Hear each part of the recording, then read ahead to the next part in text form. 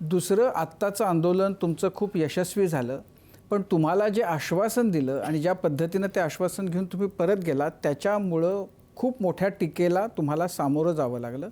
त्याच्याकडे तुम्ही कसं बघताय? दुसरा भाग, आणि शेतकऱ्यांचा एकूण जर आपण मोठा प्रश्न घेतला, म्हणजे मोठ्या अर्थानं बघितलं, तर शेतकऱ्यांच्या प्रश्नावर पुन्हा पुन्हा कर्जमाफीची भूमिका घेत आंदोलनं ही अशी किती काळ चालू राहणार आहेत?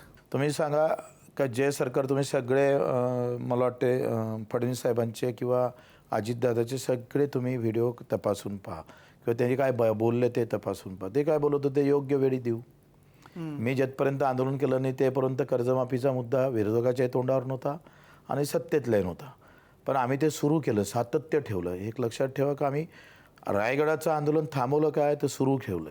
मीटिंग झाली, पुन्हा आम्ही रक्तदान शिबिर मुख्यमंत्र्याच्या घरासमोर केलं, टेमा आंदोलन केलं, माणिकराव कोकाटेच्या घरात आम्ही घेरलो, त्यांना त्यांच्या गावात घेरलं होतं. तुम्हीच त्या बातम्या दाखवल्या होत्या. आणि नंतर 8 दिवसाचं अन्नत्याग आंदोलन केलं. नंतर पैदल यात्रा आम्ही काढली. तो मुद्दा सगळा म्हणजे ही जी चळवळ आहे ती उभी राहिली पाहिजे. जी काही मळमळ आली जाती धर्माच्या या सगळ्या आंदोलनातून लोकांमध्ये शेतकरी कुठंच दिसत नव्हता. जातीचेच लोक तुम्ही महाराष्ट्रात फिरताना त्यांच्या आंदोलन होताना तुम्ही पाहिले. मग आम्ही विचार केला का नाही आता ही गरज आहे. या सगळ्या याच्यामध्ये कधी धर्माच्या कारणावर आम्ही मागं पडतो, कधी जातीच्या आंदोलनात आम्ही मागं पडतो आहे. या सगळ्यामध्ये शेतकरी म्हणून का नाही आहे, तो सगळ्याच जातीत आहे. त्याचं हे आंदोलन पेटलं पाहिजे.